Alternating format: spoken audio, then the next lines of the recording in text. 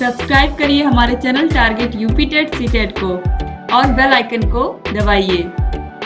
Hello दोस्तों, मैं आनंद स्वागत करता हूं आप सभी का आपके अपने channel target UP TET CTET में। दोस्तों, इस क्लास में हम लोग आपके डीएलएड 4th सेमेस्टर के गणित विषय के पवन सीरीज के जितने भी बहुविकल्पीय प्रश्न हैं, यहाँ पे दोस्तों पवन सीरीज में 82 क्वेश्चन 82 क्वेश्चंस दिए गए हैं। 82 क्वेश्चंस को पूरा हम लोग सॉल्व करेंगे। जितने भी बहुविकल्पीय प्रश्न दिए गए हैं, एक एक क्वेश्चन को मैं आपको अच्छे से बताते हुए चलूंगा। ये पहला पार्ट है दोस्तों, इसमें हम लोग 40 क्वेश्चन देखने वाले हैं और बाकी बचे हुए 42 क्वेश्चंस को हम लोग अगले वीडियो में देखेंगे, अगली क्लास में देखेंगे। तो अगली क्लास का सेकंड पार्ट का जो लिंक है वह आपको नीचे डिस्क्रिप्शन बॉक्स में मिल जाएगा। अब चलिए हम लोग स्टार्ट करते हैं। और इसी प्रकार दोस्तों हम लोग सभी विषयों के पवन सीरीज, राजन सीरीज के सभी प्रश्नों को करा रहे हैं। तो दोस्तों आपको सभी वीडियोस देखने को मिल जाएंगी ऊपर आई बटन में और नीचे डिस्क्रिप्शन बॉक्स में। तो सभी विषयों को आप जरूर पढ़िए। तो अब हम स्टार्ट करते हैं दोस्तों। बहुत ही महत्वपूर्ण प्रश्न है, सभी को बहुत ध्यान से देखिएगा। देखिए पहला प्रश्न है, 3125 का घातांकीय संकेतन है, मतलब कि घात के रूप में क्या संकेत है 3125 का। 3125 दोस्तों अगर हम इसको लिखना चाहें 3125 को तो कितना लिख सकते हैं? आप देखिए इस प्रकार से आप देखेंगे तो आप समझेंगे। देखिए इसको अगर हम 2 से काटेंगे तो नहीं कटेगा, 3 से काटेंगे नहीं कटेगा, 4 से काटेंगे नहीं कटेगा, 5 से आप काटिए, देखिए 6 फिर 2 और फिर 5, 625। इसी प्रकार 5 से देखिए यह कटता हुआ चला जाएगा, 1 2 5, फिर 5 से काटेंगे तो ये 2 और 5, फिर 5 से इसको काटेंगे तो फिर 5, फिर 5 से आप भाग देंगे इसमें तो 1। इस प्रकार आप देख पा रहे हैं दोस्तों 3125 को हम लोग कितना लिख सकते हैं? 5 गुणे 5 गुणे 5 गुणे 5 गुणे 5। यहाँ पे 5 बार 5 आया है, 5 बार हम 5 का अगर गुणा करते हैं तो हमें मिल जाएगा 3125। और 5 का 5 बार गुणा है तो हम इसे क्या लिख सकते हैं? 5 के घाते 5। ठीक है, तो घातीय संकेतन मतलब कि पावर के रूप में अगर हम इसको दिखाना चाहें तो कितना लिख सकते हैं? 5 के घाते 5। तो यहाँ पे ऑप्शन आ जो है यह बिल्कुल सही हो जाएगा। इसके बाद दूसरा देखिए, किस संख्या का घन 64 है? किस संख्या का क्यूब 64 है? क्यूब घन का मतलब क्या होता है दोस्तों? किसी संख्या को अगर हम लोग 3 बार गुणा करते हैं तो जो संख्या हमको प्राप्त होती है उसे हम लोग क्या कहते हैं? उसे हम लोग उस संख्या का घन कहते हैं। जैसे 2 का अगर हम लोग 3 बार गुणा करते हैं तो 8 प्राप्त होता है, तो 2 का घन क्या हो गया? 2 का घन 8 हो गया। इसी प्रकार यहाँ पे पूछ रहा है कि 64 किसका घन है? किस संख्या का हम 3 बार गुणा करते हैं तो 64 आता है? तो 4 जो संख्या है इसका अगर हम लोग 3 बार गुणा करते हैं, 4 का अगर हम लोग घन करते हैं तो हमें कितना मिलता है? 64। 4 चौक को 16, 16 चौक को 64। तो 64 4 का घन होता है। ऑप्शन द जो हो जाएगा यह बिल्कुल सही हो जाएगा। इसके बाद है प्रश्न संख्या 3, ऋण 5/9 का घन है, मतलब कि ऋण 5/9 का क्यूब कितना आएगा? तो ऋण 5 का 3 बार गुणा हो रहा है, ऋण 5 का 3 बार जब हम गुणा करेंगे, ऋण 5 गुणे ऋण 5 गुणे ऋण 5 और नीचे होगा 9 गुणे 9 गुणे 9। तो देखिए 5 पच्चे 25 और 25 पच्चे 125 हो जाएगा। और देखिए ऋण का गुणा ऋण में होगा तो ये धन हो जाएगा, फिर धन का गुणा ऋण में होगा तो ये ऋण हो जाएगा। ठीक है, अगर ऋण का गुणा ऑड बार हो रहा है, मतलब कि विषम बार हो रहा है तो ऋण आएगा, और अगर ऋण का गुणा सम बार हो रहा है तो वह धन आ जाता है। ठीक है, तो यहाँ आप देखिए ऋण का गुणा 3 बार हो रहा है, विषम बार ऑड बार हो रहा है तो क्या आएगा?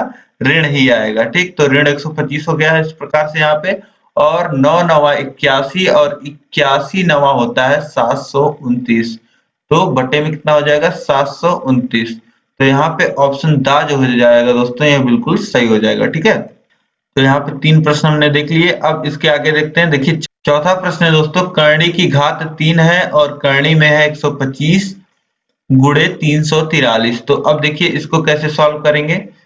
सबसे पहले यहाँ पे करनी की घात 3 है यानी कि क्यूब रूट है, यह आपको समझना है। 125 गुणे 343। तो 125 दोस्तों 125 को हम लोग कितना लिख सकते हैं, 125 को हम लोग लिख सकते हैं 5 का क्यूब। 5 का 3 बार जब हम गुणा करते हैं तो 125 आता है।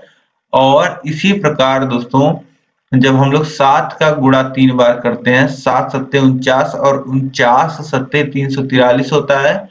तो अब इसको देखिए, यहाँ पे दोनों के घात में क्यूब है और यहाँ पे क्यूब रूट है, ठीक है। तो अब 5 के घाते 3 को बाहर लाना चाहें तो बाहर कितना आएगा, 5 आएगा। जैसे अगर करनी के घात में 3 है और यहाँ पे x के घात 3 है, कोई संख्या है x और उसके घात 3 है, तो हम लोग इसे कितना लिखते हैं, इसे हम लोग x लिखते हैं, ठीक है। तो इसी प्रकार यहाँ पे जब गुणे का चिन्ह है तब हम लोग इस 5 को बाहर ला सकते हैं, ठीक है। 5 को बाहर ले आए तो यहाँ क्यूब रूट ऑफ 7 के घाते 3 बच गया। और अब हम लोग चाहें तो 7 को भी बाहर ला सकते हैं करनी से। तो यहाँ कितना बच जाएगा, 7। तो 5 गुणे 7 कितना हो जाएगा, 35। तो यहाँ पे ऑप्शन आ जो हो जाएगा यह बिल्कुल सही हो जाएगा। अब इसके बाद दोस्तों प्रश्न संख्या 5 है, 0.000008 का घनमूल है। तो देखिए दशमलव के बाद 5 शून्य है और 8 है, ठीक है, का घनमूल है। घनमूल का मतलब दोस्तों वही क्यूब रूट ऑफ 0.000008। तो यही दोस्तों हमको निकालना है, जैसे हमने पिछले प्रश्न में किया था। तो अब देखिए 0.000008 है। तो अब आपको सोचना है कि क्या कोई ऐसी संख्या है जिसका गुणा हम लोग 3 बार कर दें, जिसका गुणा हम 3 बार कर दें तो हमें यह संख्या प्राप्त हो जाए। तो देखिए यहाँ पे 6 अंक पे दशमलव लगा है, तो किसी ऐसी संख्या का अगर हम लोग गुणा करते हैं जिसके 2 स्थान पे दशमलव लगा है और उसका 3 बार गुणा करते हैं तो 6 स्थान पे दशमलव लग जाता है, ये आपको पता होगा। तो यहाँ पे अगर दोस्तों हम लोग 0.02 का अगर 3 बार गुणा करते हैं तो हमें उत्तर कितना मिलता है, तब हमें उत्तर इतना मिलता है, दशमलव फिर 5 शून्य और 8, ठीक है। तो अब इसको चाहें तो दोस्तों हम लोग कितना लिख सकते हैं, क्यूब रूट ऑफ 0.02 का क्यूब, ठीक है। अब 0.02 बाहर ले लेंगे, क्यूब हट जाएगा, यहाँ से क्यूब रूट आपस में क्यूब और क्यूब रूट हट जाएंगे। उत्तर दोस्तों हमको कितना मिल जाएगा, 0.02, ठीक है।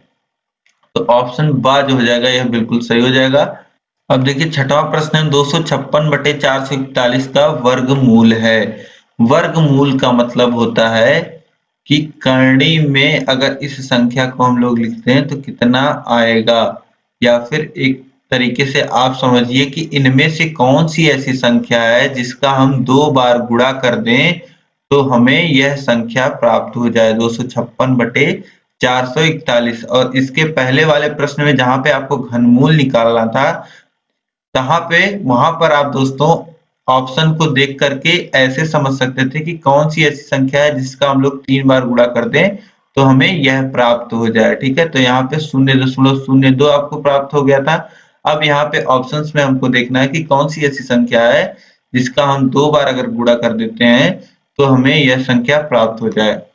दोस्तों 16/21 का अगर आप लोग 2 बार गुणा कर देंगे तो 256/441 मिल जाएगा, यानी कि 16/21 गुणे 16/21 कर देंगे हम तो 256/441 मिल जाएगा। और अगर आप इस प्रकार से भी सॉल्व करना चाहते हैं तो 256 को हम लोग लिख सकते हैं 16 का स्क्वायर और 441 को हम लोग लिख सकते हैं 21 का स्क्वायर, ठीक है। तो दोस्तों कम से कम 30 तक के स्क्वायर आप याद रखिए, 1 से 30 तक के स्क्वायर को सभी को याद रखिए।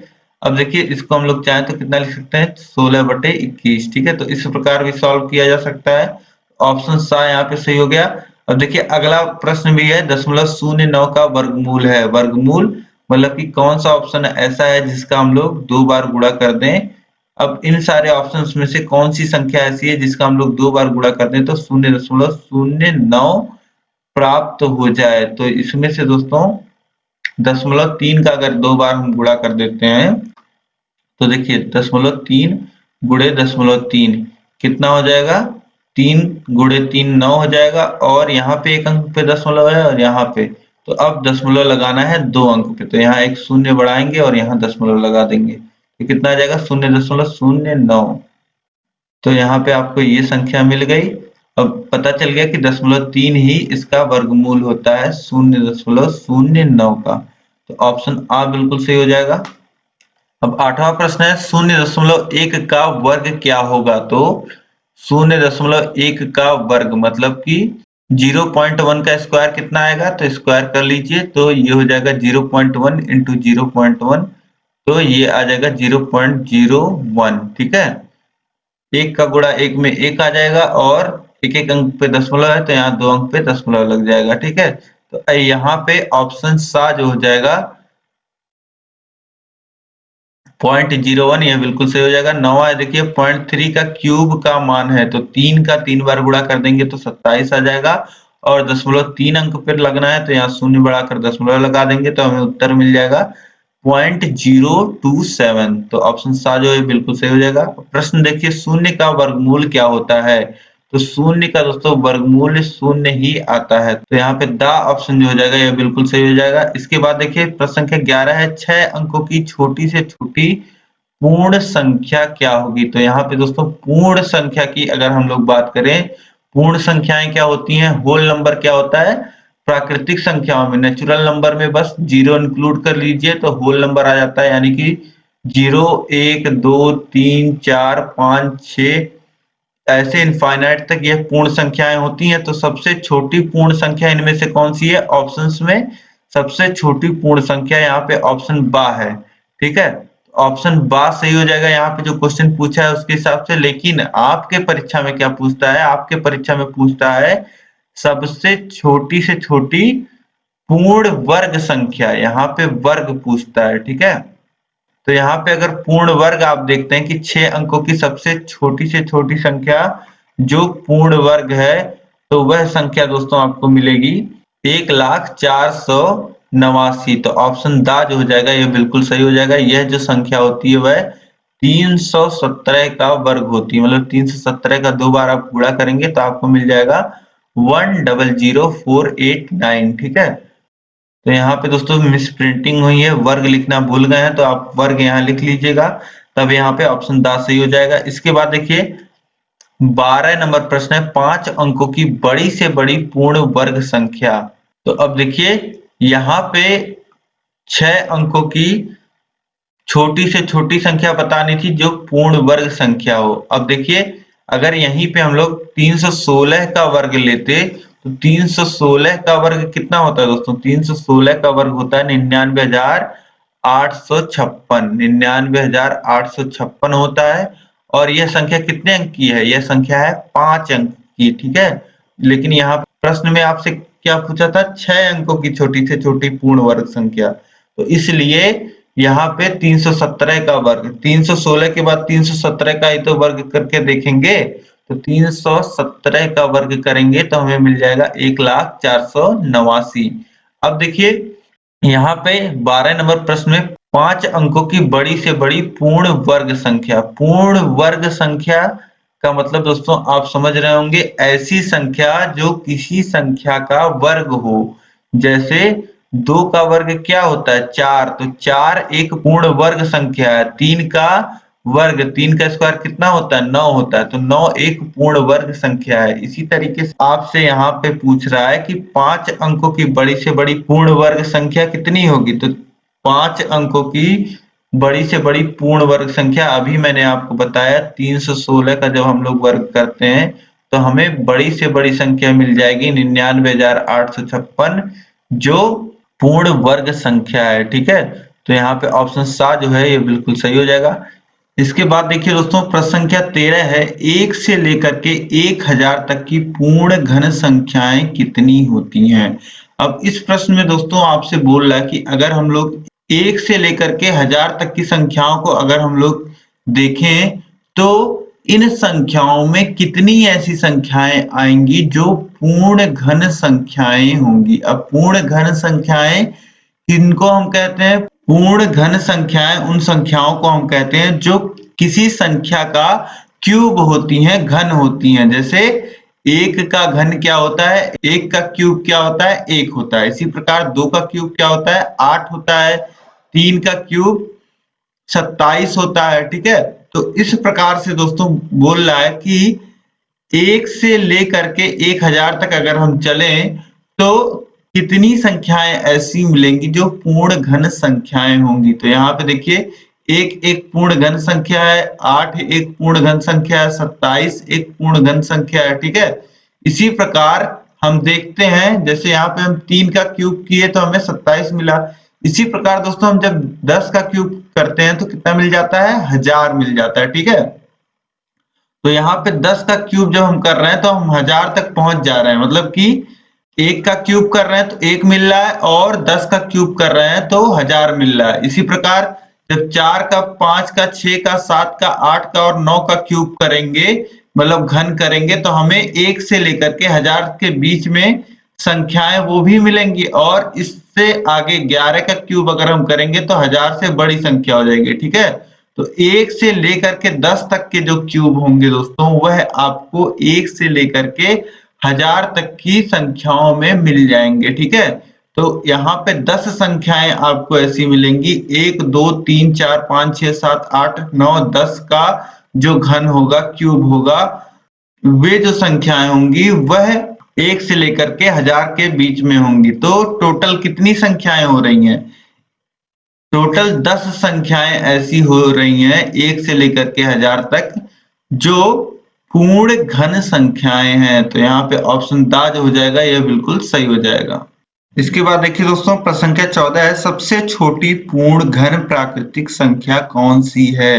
तो सबसे पहले यहाँ पे दोस्तों प्राकृतिक संख्याओं की बात आई है। तो प्राकृतिक संख्याएं क्या होती हैं? 1 2 3 4 5 ऐसे ये सभी प्राकृतिक संख्याएं होती हैं। और सबसे छोटी पूर्ण घन, पूर्ण घन दोस्तों आपको पता ही है कि पूर्ण घन का मतलब होता है कि ऐसी संख्या जो किसी संख्या का क्यूब हो और ऐसी संख्याओं में सबसे छोटी संख्या। ठीक है, तो इन प्राकृतिक संख्याओं में अगर हम दोस्तों पूर्ण घन संख्याएं देखेंगे तो कौन कौन सी होंगी? 1 होगा, 8 होगा, 27 होगा, 64 होगा। तो इस प्रकार से होंगे। और इन सभी में सबसे छोटी पूर्ण घन संख्या कौन सी होगी? 1। अभी मैंने आपको बताया था 1 का क्यूब 1 आता है। ठीक है, तो ऑप्शन बाज हो जाएगा यहाँ पे 1, यह बिल्कुल सही हो जाएगा। अब इसके बाद देखिए प्रश्न संख्या 15 है, 201 का स्क्वायर गुणे 200 माइनस 200 का क्यूब का मान ज्ञात कीजिए। तो चलिए इसको हम सॉल्व कर लेते हैं दोस्तों। इसी को दोस्तों हमको सॉल्व करना है। तो देखिए इसको हम किस तरीके से सॉल्व करेंगे। सबसे पहले तो दोस्तों यहाँ पे आपको 200 दिख रहा है और यहाँ पे आपको 200 का क्यूब दिख रहा है। तो 200 आप कॉमन ले सकते हैं, मतलब दोनों जगह 200 है तो 200 आप दोनों जगह से बाहर निकाल लीजिए। यहाँ क्या बच जाएगा? 200 कॉमन लेंगे तो यहाँ पे बच जाएगा 201 का स्क्वायर और यहाँ है माइनस, और यहाँ पर था 200 के घात में 3, तो अब कितना बच जाएगा? 200 के घात में 2। ठीक, इतना बच गया। अब दोस्तों यहाँ पे आपको कुछ दिख रहा होगा, यहाँ पे आपको दिख रहा है 201 का स्क्वायर माइनस 200 का स्क्वायर, मतलब कि आपको कुछ ऐसा दिख रहा होगा ए स्क्वायर माइनस बी स्क्वायर। ये फॉर्मूला दोस्तों आपने पढ़ा होगा ए स्क्वायर माइनस बी स्क्वायर का। तो ये कितना आता है? ए प्लस बी एक ब्रैकेट में और दूसरे ब्रैकेट में ए माइनस बी, यही होता है। तो इस फॉर्मूले का इस्तेमाल यहाँ आपको करना है जिससे आपका कैलकुलेशन जो है वह छोटा हो जाए, सरल हो जाए। ठीक है, तो यहाँ पे आप लिख सकते हैं 201 धन 200 एक ब्रैकेट में और दूसरे ब्रैकेट में आप लिख सकते हैं 201 माइनस 200। जैसा कि यहाँ पे अगर ए स्क्वायर माइनस बी स्क्वायर होता है तो इसको हम लोग लिख सकते हैं एक ब्रैकेट में ए प्लस बी और दूसरे ब्रैकेट में ए माइनस बी। यहाँ पे ए की जगह कितना है? यहाँ पे ए की जगह 201 है और यहाँ पे बी की जगह कितना है? 200 है। ठीक है, तो वही फॉर्मूला यहाँ पे हमने अप्लाई कर दिया है। उम्मीद करता हूं आप समझ पा रहे होंगे। तो अब देखिए सॉल्व कर लेंगे।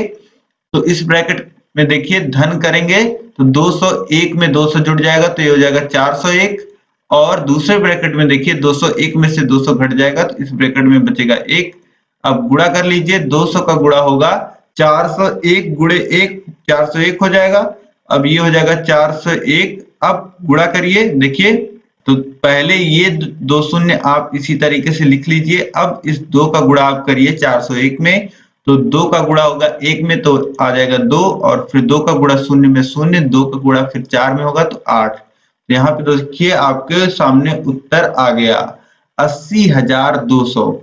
80,200 हमने सॉल्व किया है, ऑप्शन बा में दिया गया है, यह बिल्कुल सही हो जाएगा। ठीक है, तो इस प्रकार दोस्तों जो फॉर्मूले आप सर्व समीकरण याद करते हैं, a प्लस बी का होल स्क्वायर, ए स्क्वायर माइनस बी स्क्वायर, ए प्लस बी का क्यूब, तो ये सभी कहीं ना कहीं इस्तेमाल होते हैं। अगर आप इनका इस्तेमाल जानते हैं तो कैलकुलेशंस छोटी भी हो सकती हैं इनके द्वारा।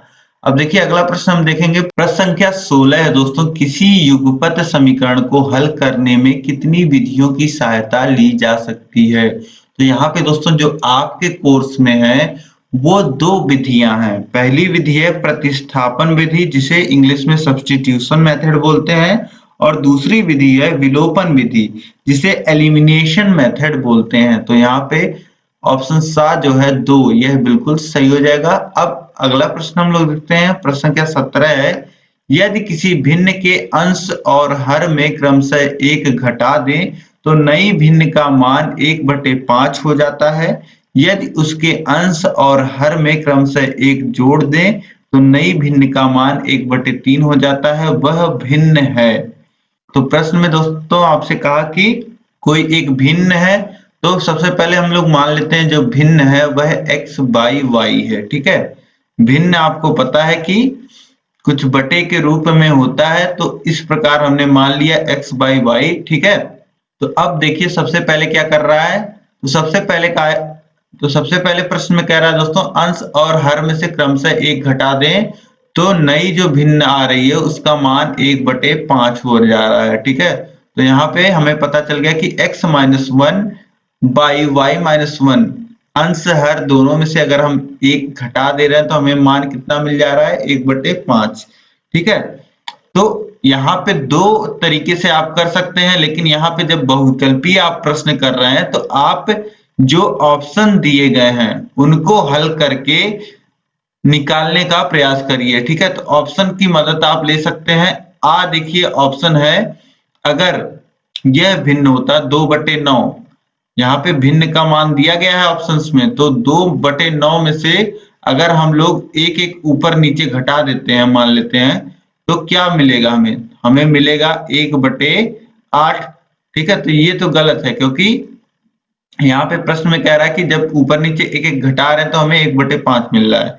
ठीक है, इसी तरीके से बा ऑप्शन को चेक कर लेते हैं हम लोग, तो एक एक घटाएंगे तो देखिए कितना आएगा, 2/12 आ जाएगा, यानी 1/6 आ रहा है, तो ये भी गलत है। अब सा ऑप्शन देखते हैं हम लोग, तो एक एक घटा लीजिए तो कितना बच जाएगा, 3/12, और 3 से 12 को काटेंगे तो 4, 1/4 हमें मिलेगा, तो ये भी ऑप्शन गलत है। अब द ऑप्शन हम लोग चेक करते हैं, तो 3 में से 1 घट रहा है और 11 में से 1 घट रहा है, तो ये बच जा रहा है 2/10, और 2 से 10 को काटेंगे तो 5 कट जाएगा, यानी कि 1/5। तो ऑप्शन दा जो है दोस्तों यह बिल्कुल सही है। तो एक ही केस अगर हम देख रहे हैं कि ऊपर नीचे केवल एक घटाने वाला केस अगर हम देख रहे हैं, तब भी हमें भिन्न मिल जा रहा है बहुत ही आसानी से। और अगर आप चाहें तो ये भी केस चेक कर सकते हैं, अगर ऊपर नीचे क्रमशः 1 जोड़ते हैं तो भिन्न का मान हमें कितना मिल जा रहा है, भिन्न का मान हमें मिल जा रहा है 1/3। तो ऊपर नीचे 1 जोड़ के देख लेते हैं, ऊपर नीचे 1 जोड़ के देख लेते हैं द ऑप्शन में, तो ये कितना आ जाएगा, 4/12। ठीक, 4 से 12 को काट दीजिए तो कितना बचेगा, 3 बचेगा, और ये हो जाएगा 1/3। तो यहाँ पे दोस्तों जो दूसरा कंडीशन दिया है प्रश्न में वह भी हमारा मीट हो रहा है, तो यहाँ पे ऑप्शन दा जो हो जाएगा ये बिल्कुल सही हो जाएगा। और जिस तरीके से यहाँ पे मैंने एक समीकरण बनाया है, एक मैंने ये कंडीशन बनाई है, इसी तरीके से आप चाहें तो एक कंडीशन ये बना सकते हैं, x+1 बाई y+1 बराबर 1/3, और इन दोनों को दोस्तों जब आप सरल कर लेंगे तो इस मेथड से दोस्तों जब आपको सब्जेक्टिव करना होगा, जब आपको लिख के करना होगा, तो इन दोनों समीकरण को हल करके आप कर सकते हैं, ठीक है। और बहुविकल्पी में मैंने आपको बता ही दिया, पुट करके आप बहुत ही आसानी से निकाल सकते हैं। अब इसके बाद देखिए अगला प्रश्न है, प्रश्न संख्या 18। विद्यालय की बास्केटबॉल टीम द्वारा 10 मैचों में प्राप्त अंक निम्नवत हैं। अब यहाँ पे 10 मैच जो विद्यालय के बास्केटबॉल टीम ने खेले हैं उसके अंक दिए गए हैं और बोल रहा है कि मैच के अंकों की माध्यिका बताओ। तो 10 अंक दिए गए हैं दोस्तों। अंकों की संख्या 10 क्या है? 10 सम है, इवन है। तो आपको पता है जो माध्यिका का सूत्र होता है वह इवन के लिए, सम के लिए अलग होता है और विषम के लिए अलग होता है। तो दोस्तों जब दिए गए पदों की जो संख्या होती है वह सम होती है, जैसे यहाँ पे 10 मैचों में खेले गए अंकों का हमको माध्यिका निकालना है, तो अंक जो संख्याएं आंकड़े जो दिए गए हैं वह 10 दिए गए हैं, यानी कि सम की संख्या में दिए गए हैं। तो माध्यिका का सूत्र होता है दोस्तों ऐसे केस में जब दिए गए आंकड़े सम हो तो सूत्र होता है n/2वां पद धन n/2 धन 1वां पद बटे पूरे के 2, ठीक है। तो n/2वां पद यानी कि 10/2वां पद, फिर प्लस n/2 कितना हो जाएगा 5, फिर धन उसमें 1 जुड़ेगा तो यानी कि 6वां पद बटे 2, ठीक। तो 10/2वां पद यानी कि 5वां पद। 5वां पद कितना दिया गया है इसमें दोस्तों? 5वां पद। और सबसे पहले तो यहाँ पे आपको क्या करना होता है दोस्तों, जो भी दिए गए आंकड़े हैं इनको आपको आरोही क्रम में लगा लेना होता है, मतलब बढ़ते हुए क्रम में इन आंकड़ों को लिख लेना होता है। तो सबसे पहले हम यही कर लेते हैं। यहाँ पे देखिए जो भी आंकड़े हमको दिए गए हैं 10 अंक दिए गए हैं, ठीक है। तो इनको जब आप क्रम में लगा लोगे तो ये आ जाएगा 8, 9, 10 और 10 2 बार दिया गया है तो 2 बार यहाँ पे हम लिखेंगे, ठीक है। जो संख्या जितनी बार आई है उसको उतना बार ही आपको लिख लेना है, ठीक है। ऐसा नहीं करेंगे कि एक बार 10 हमने लिख लिया तो दोबारा नहीं लिखना है, ठीक है। तो 8, 9, 10, 10, फिर 11, फिर 12 है, फिर 13 है, फिर 19 है, फिर 20 है, फिर 22 है, ठीक है। तो यहाँ पे 5वां पद क्या है? पहला ये, दूसरा ये, तीसरा ये, चौथा ये, 5वां 11 है और 6वां 12 है। तो अब इनको लिख लेते हैं। 5वां पद 11 और 6वां पद 12 है, ठीक, बटे 2। तो ये कितना आ जाएगा? 11 धन 12 23 आ जाएगा, 23/2 यानी कि 11.5। तो यहाँ पे माध्यिका जो हमको मिल जाएगी दोस्तों 11.5 मिल जाएगी। ऑप्शन द बिल्कुल सही हो जाएगा। इसके बाद देखिए, इसके बाद है दोस्तों क्वेश्चन नंबर 19। किसी चक्रीय चतुर्भुज के सम्मुख कोण होते हैं पूरक, समपूरक, न्यून कोण, अधिक कोण। तो दोस्तों किसी भी चक्रीय चतुर्भुज क्या होता है? ऐसा चतुर्भुज जो वृत्त पे बना हो, ठीक है, जिसकी जो चारों शीर्ष हो वह वृत्त पे हो। जैसे यहाँ पे जो चतुर्भुज है ABCD, इसके जो शीर्ष है A B C और D, यह चारों वृत्त पे स्थित हैं। तो ऐसे जो चक्रीय चतुर्भुज होते हैं उनके सम्मुख कोण, जैसे कि यहाँ पे A और C, इन दोनों का जो योग होता है वह 180 अंश होता है, ठीक है। और जिन दो कोणों का योग 180 अंश होता है तो ऐसे कोणों को दोस्तों हम लोग क्या कहते हैं? ऐसे कोणों को हम लोग समपूरक कोण कहते हैं, ठीक है, समपूरक कहते हैं। तो यहाँ पे ऑप्शन बा जो हो जाएगा यह बिल्कुल सही हो जाएगा। किसी चक्रीय चतुर्भुज के सम्मुख कोण समपूरक होते हैं, ठीक। अब अगला प्रश्न देखते हैं।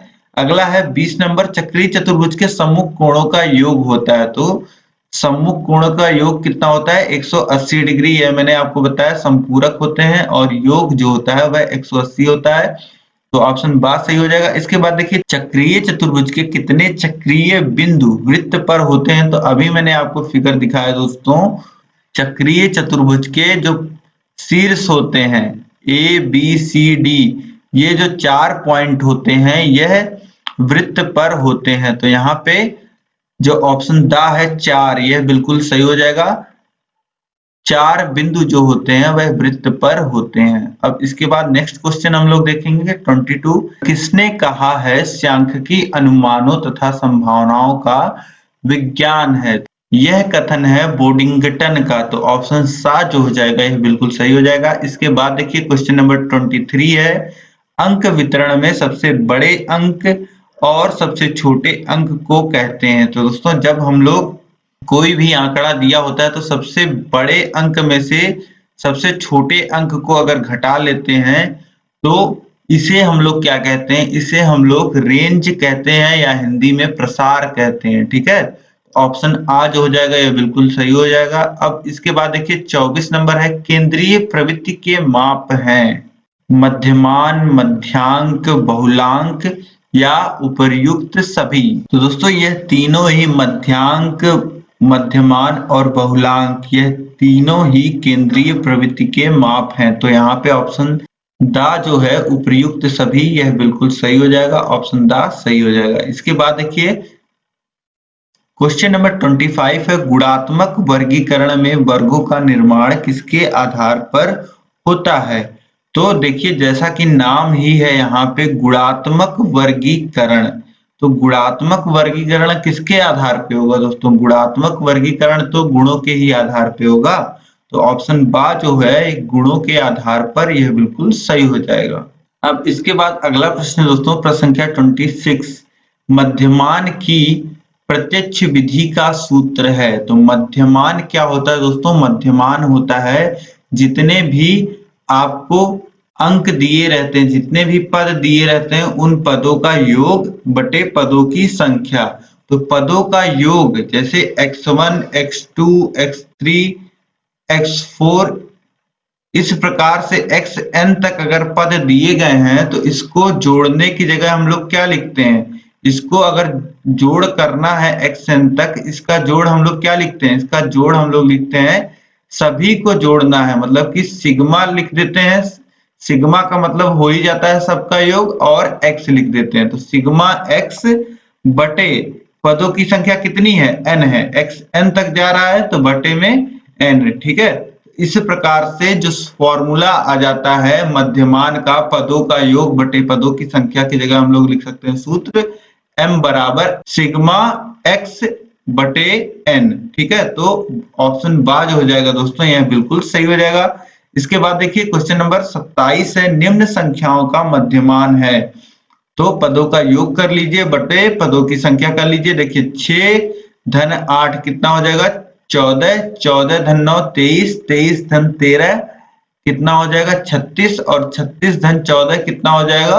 ये हो जाएगा 50। तो योग आ गया, पदों का योग आ गया 50, और पदों की संख्या कितनी है? 5। तो 50 बटे 5 कितना आ जाएगा? 10। तो यहाँ पे ऑप्शन सा जो हो जाएगा 10, ये बिल्कुल सही हो जाएगा। इसके बाद देखिए प्रश्न संख्या 28, आवृत्ति वितरण में जिस संख्या की पुनरावृत्ति अधिक बार होती है वह कहलाता है मध्यमान, मध्यांक, बहुलांक या उपर्युक्त सभी।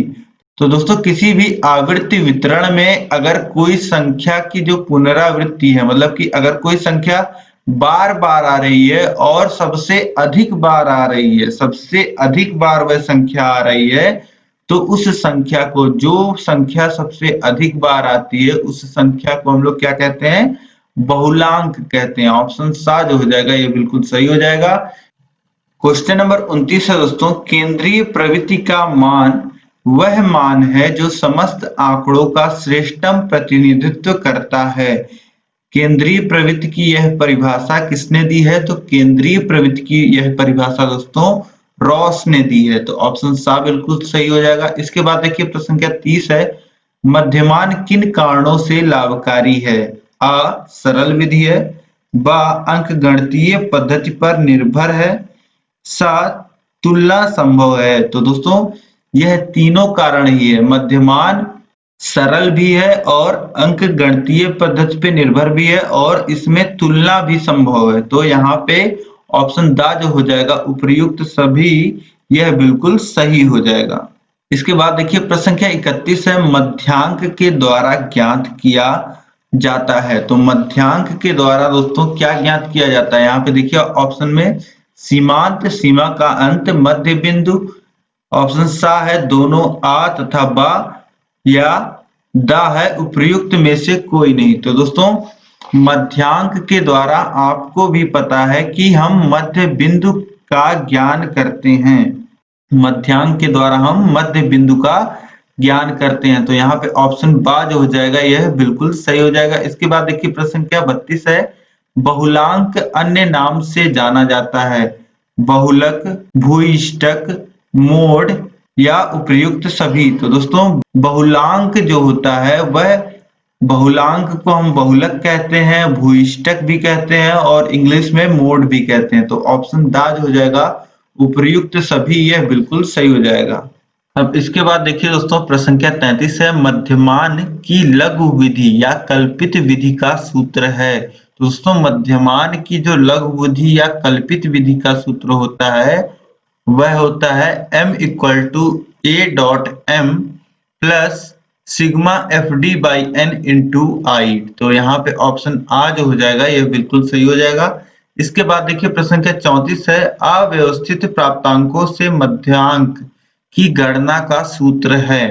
तो अव्यवस्थित प्राप्तांकों से मध्यांक की गणना का सूत्र होता है m बराबर n प्लस 1 बाई 2वां पद। तो ऑप्शन आ जो हो जाएगा यह बिल्कुल सही हो जाएगा। इसके बाद देखिए दोस्तों प्रश्न संख्या 35 है, किसी कक्षा के 24 शिक्षार्थियों की वर्षों में आयु के आंकड़े निम्नलिखित हैं। तो यहाँ पे किसी कक्षा में 24 शिक्षार्थियों के जो आयु है उसके आंकड़ों की यहाँ पे सारणी दी गई है। देखिए यहाँ पे आयु दिया गया है, आयु वर्षों में 12 वर्ष के कितने शिक्षार्थी हैं, 4 शिक्षार्थी हैं। ठीक, इसी प्रकार 13 वर्ष कितने शिक्षार्थी हैं, 13 वर्ष के 5 हैं, 14 वर्ष के 4 हैं, 15 वर्ष के 6 हैं, 16 वर्ष के 5 हैं। ठीक है, तो यहाँ पे दोस्तों आप देख पा रहे हैं वर्ष और उन वर्षों में शिक्षार्थियों की संख्या। यहाँ पे आपसे क्या पूछ रहा है, आंकड़ों की माध्यिका ज्ञात कीजिए। ये जो 24 शिक्षार्थियों के आंकड़े हमको दिए गए हैं इनकी माध्यिका ज्ञात करनी है। आंकड़े कितने हैं, 24। ठीक है, और माध्यिका में ज्ञात करनी है। तो संख्या कितनी है आंकड़ों की, 24 संख्या जो है वह सम संख्या है। ठीक है, तो जब सम संख्या होती है तो माध्यिका का सूत्र क्या लगता है, माध्यिका का सूत्र दोस्तों ये लगता है n प्लस n बाई 2वां पद धन n बाई 2 धन 1वां पद और पूरे के बटे 2। यही सूत्र यहाँ पे लगेगा दोस्तों। ठीक है, तो n का मान यहाँ पे 24 है क्योंकि शिक्षार्थियों की जो संख्या है वह यहाँ पे 24 दी गई है। तो शिक्षार्थियों की संख्या 24 है। तो अब हम लोग देख लेते हैं कि माध्यिका क्या होगी। माध्यिका दोस्तों n बाई 2, n की संख्या कितनी है, 24 है। तो यानी कि 12वां पद धन n बाई 2 यानी कि 12 धन 1 यानी कि 13वां पद। ठीक, और बटे 2। ठीक, अब यहाँ पे दोस्तों अगर जो आयु होती वह इस प्रकार लिखी होती शिक्षार्थियों कॉमा लगा करके, तो किस प्रकार लिखी जाती, 12, 12, 12, 12। क्यों, क्योंकि 4 शिक्षार्थियों की जो आयु है वह 12 है। ठीक, इसके बाद हम लोग 13 आयु वालों को लिखते हैं तो 13, 13 इस प्रकार 5 बार 13 लिखा जाता है। ठीक, तो देखिए यहाँ पे 4 बार 12 फिर 5 बार 13 यानी कि 9 संख्याएं, 9 आंकड़े ये हो गए, फिर 9 फिर 14 वर्षों के 4 आंकड़े और 9 4 13। ठीक है, तो 13 तक की जो संख्याएं हैं, 12 और 13 की जो संख्या है वह 14 वर्ष में आ रही है। ठीक है, यहाँ पे आप समझ पा रहे हैं कि अगर 12 और 13 इस प्रकार से देखिए, पहली संख्या ये, दूसरी, तीसरी, चौथी, पांचवी, छठवीं, और जो 12 और 13 हम गिनेंगे वहां पे 14 लिखा होगा। ठीक है, आप समझ पा रहे होंगे। तो जो 12वां पद है वह भी 14 है, धन 13वां पद भी 14 होगा और बटे 2। तो ये कितना आ जाएगा, 28 बटे 2 यानी कि 14। तो जो माध्यिका आ जाएगी वह 14 वर्ष आ जाएगी। ऑप्शन दा जो हो जाएगा यह बिल्कुल सही हो जाएगा। और अगर आपको ना समझ में आए तो 12 4 बार लिखिएगा, फिर 13 5 बार लिखिएगा, फिर 14 को 4 बार लिखिएगा, फिर 15 को 6 बार लिखिएगा, 16 को 5 बार लिख लीजिएगा और आप देख लीजिएगा कि 12वां पद कौन सा है। 12वां पद की जगह 14 मिल जाएगा आपको और 13वें पद की जगह 14 मिल जाएगा। फिर इस प्रकार आप माध्यिका ज्ञात ही कर लेंगे तो आपको 14 वर्ष मिल जाएगा। इसके बाद देखिए, इसके बाद देखने से पहले दोस्तों मैं आपको बता दूं कि 40 प्रश्न देखने के बाद हम लोग जो भी बचे हुए प्रश्न हैं वह अगले पार्ट में देखेंगे, और जो अगले पार्ट में प्रश्न है वह इससे भी ज्यादा महत्वपूर्ण प्रश्न है, क्योंकि वे प्रश्न जो हैं वह आपकी परीक्षा में पूछे हुए प्रश्न हैं। ठीक है, तो अगले जो पार्ट का सेकंड पार्ट का जो वीडियो है वह आपके लिए देखना बिल्कुल जरूरी होगा। तो आपको उसका लिंक जो है वह डिस्क्रिप्शन बॉक्स में, ऊपर आई बटन में और कमेंट बॉक्स में मैं हर जगह आपको दे दूंगा पार्ट 2 और लिंक दे दूंगा, पार्ट 2 लिख दूंगा, उसके आगे मैं आपको लिंक दे दूंगा। ठीक है, तो आप लोग जरूर देख लीजिएगा और गणित के प्लेलिस्ट में भी जा करके आप सभी वीडियोस को देख सकते हैं। बहुत सारी क्लासेस मैंने आपके लिए ली हैं, तो आप सभी क्लासेस को भी देख लीजिएगा। ठीक है, जिससे अलग अलग टॉपिक भी, अगर आपके पास टाइम है तो आप अलग अलग टॉपिक को भी देख लीजिए और सब कुछ एकदम पक्का करके जाइए दोस्तों, एग्जाम में अच्छा स्कोर करके आइए। ठीक है, तो दूसरा वीडियो भी देखना आप मत भूलिएगा। अब हम आगे देखते हैं। देखिए प्रश्न संख्या 36 है, आंकड़ों 12 12 13 12 10 में बहुलक है। तो साफ दिख रहा है दोस्तों, 12 जो है वह 3 बार आया है, तो बहुलक इसमें क्या हो जाएगा, 12 हो जाएगा। जो संख्या सबसे अधिक बार आती है दी गए आंकड़ों में उसी को हम बहुलक कहते हैं। तो ऑप्शन बा 12 बिल्कुल सही हो जाएगा। इसके बाद देखिए प्रश्न संख्या 37 है, 10 विद्यार्थियों द्वारा 15 में से प्राप्त किए गए निम्नलिखित आंकड़ों का बहुलक होगा। अब 10 विद्यार्थियों का अंक हमको दिया गया है, यह अंक उन्होंने 15 में से प्राप्त किया। मतलब मान लेते हैं कोई टेस्ट हुआ है 15 नंबर का, और उसमें से जितने भी अंक मिले हैं, 10 विद्यार्थियों ने टेस्ट दिया है, उनके जो अंक है वह यहाँ पे दिए गए हैं। इन्हीं में से हमें बहुलक छांटना है। तो बहुलक छांटने के लिए भी दोस्तों आपको कुछ नहीं करना होता है। आपको, अगर आप अवरोही क्रम में लिख लेंगे, बढ़ते हुए क्रम में लिख लेंगे संख्याओं को, तो आपको बहुलक मिल जाएगा। ठीक है, लेकिन हम ऐसे ही देख लेते हैं। देखिए 10 जो है यह आपको 4 बार दिख रहा है, सबसे अधिक बार दिख रहा है। 12 3 बार दिख रहा है, लेकिन 12 से अधिक 4 बार हमको 10 दिख रहा है। तो ऑप्शन आ जो हो जाएगा 10, ये बिल्कुल सही हो जाएगा। इसके बाद देखिए प्रश्न संख्या 38 है, प्रथम 5 अभाज्य संख्याओं की माध्यिका है। तो प्रथम 5 अभाज्य संख्याएं दोस्तों हम लिख लेते हैं। 2 एक अभाज्य संख्या है, सबसे छोटी अभाज्य संख्या। इसके बाद 3 अभाज्य संख्या है, फिर 5 एक अभाज्य संख्या है, इसके बाद 7 एक अभाज्य संख्या है और 11 अभाज्य संख्या है। तो यहाँ पे प्रथम 5 अभाज्य संख्याओं की बात की गई है। 5 क्या है, 5 एक विषम संख्या है। तो विषम संख्याओं के लिए माध्यिका क्या होती है, विषम संख्याओं के लिए माध्यिका होती है n-1 बटे 2वां पद। ठीक है, यही होता है माध्यिका का सूत्र, जब जो दिए गए आंकड़े हैं उनकी संख्या विषम होती है, यानी कि 5-1 बटे 2 हो जाएगा। 1 बटे 2वां पद यानी कि कितना आ जाएगा, तो ये आ जाएगा दोस्तों तीसरा पद। तो यहाँ पे तीसरा पद कौन सा है, तीसरा पद यहाँ पे 5 है। तो ऑप्शन सा जो हो जाएगा ये बिल्कुल सही हो जाएगा। इसके बाद देखिए दोस्तों प्रश्न संख्या 39 है, sec 30 का मान होता है। तो दोस्तों sec 30 का मान वैसे तो 2/√3 होता है, लेकिन मैं आसानी से आपको बता देता हूं कैसे आपको याद नहीं करना पड़ेगा। देखिए साइन एक है, जो साइन थीटा का मान आप याद कर लीजिए, जिसका साइन 0 डिग्री का जो मान होता है वह 0 होता है। आपको पता ही है कि जो साइन का ग्राफ होता है वह 0 से शुरू होता है, तो साइन 0 का मान 0 होता है। फिर धीरे धीरे यह बढ़ता है, यानी कि 1/2 पे आता है, फिर उसके बाद और बढ़ता है √2/2, या जिसे हम लोग बोलते हैं 1/√2। साइन 45, साइन 30 की वैल्यू हुई 1/2 और साइन 45 की वैल्यू होती है 1/√2। और इसके बाद साइन 60 की वैल्यू होती है √3/2 और साइन 90 की वैल्यू होती है 1। ठीक, और कॉस का एकदम उल्टा इसी को पलट दीजिए। 90 का वैल्यू पहले लिख दीजिए 1, फिर उसके बाद 60 का वैल्यू लिख दीजिए आप √3/2, फिर जो 55 45 की होती है, वह वैल्यू सेम होती है। फिर इसके बाद cos 60 की वैल्यू 1/2, फिर cos 90 की वैल्यू 0। ठीक है, तो ये हो गया साइन और ये हो गया cos। ठीक है, साइन थीटा और cos थीटा ये हो गया। और इसके बाद tan थीटा अगर आपको निकालना है तो साइन बाई cos करके आप tan थीटा निकाल सकते हैं। और यहाँ पे आपसे sec थीटा पूछा है, तो sec थीटा क्या होता है? sec जो होता है वह cos का उल्टा होता है। ठीक है, तो sec थीटा sec 30 कितना होगा? cos 30 का उल्टा होगा, यानी कि 1/cos 30 होगा।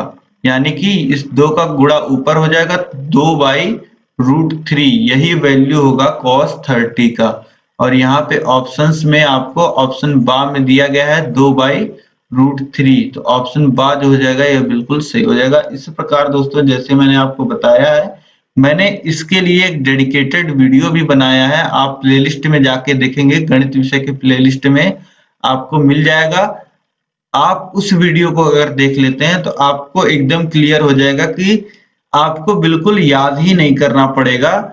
इससे भी आसान ट्रिक मैंने वहां पे बताई है, आपको किसी भी एंगल को लिखने में बहुत ही आसानी होगी। ठीक है, तो वो वीडियो आप देख लीजिएगा, उसका भी लिंक आपको मिल जाएगा डिस्क्रिप्शन में। गणित का जो लिंक है डिस्क्रिप्शन में आप देखेंगे, मैथ के सामने जो लिंक दिया रहेगा उस पे आप क्लिक करेंगे तो आपको वह वीडियो मिल जाएगी। ठीक है, अब इसके बाद दोस्तों देखिए क्वेश्चन नंबर 40 है, cot theta into sine theta into sec theta का मान होगा।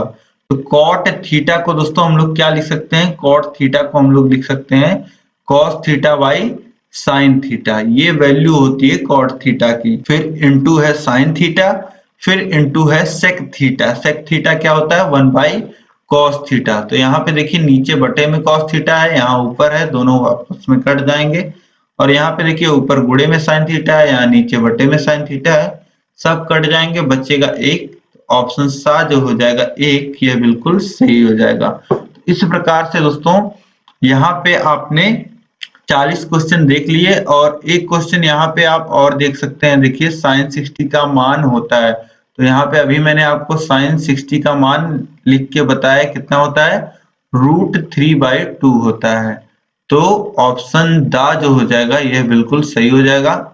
और 42 भी हम कर लेते हैं। देखिए साइन थीटा 1/√2 हो तो थीटा का मान होता है 1/√2। आपको मैंने बताया थीटा जब 45 होता है तो साइन थीटा का मान होता है 1/√2। तो ऑप्शन सा जो हो जाएगा यह बिल्कुल सही हो जाएगा। इस तरीके से 42 क्वेश्चन हमने कर लिए हैं दोस्तों। 40 क्वेश्चन और बचे हुए हैं, वो हम नेक्स्ट पार्ट में करेंगे।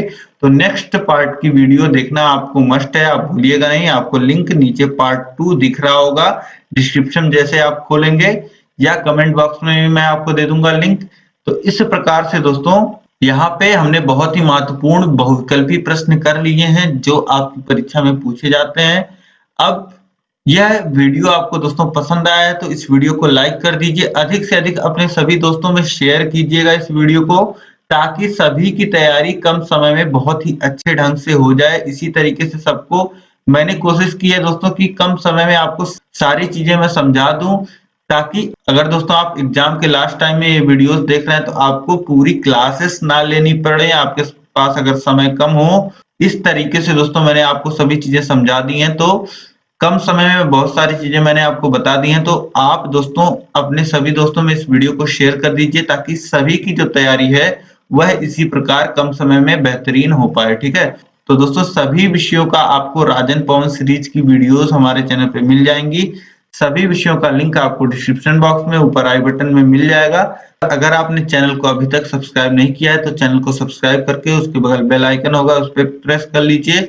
और अब दोस्तों अगर आपको कोई चीजें समझ नहीं आई हैं तो आप नीचे कमेंट करके मुझे बता दीजिए, मैं नेक्स्ट क्लास में आपको वो सारी चीजें समझा दूंगा। और आपका कोई सजेशन हो तो भी आप कमेंट में मुझे बताइए। अगर आप किसी और तरीके से कोई टॉपिक पढ़ना चाहते हैं, कोई आपका सजेशन है, तो आप मुझे कमेंट करके जरूर बताइए। ठीक है दोस्तों, इस वीडियो को अधिक से अधिक अपने सभी दोस्तों में ग्रुपों में शेयर करिएगा। वीडियो में अंत तक बने रहने के लिए आप सभी लोग का बहुत बहुत धन्यवाद। जय हिंद।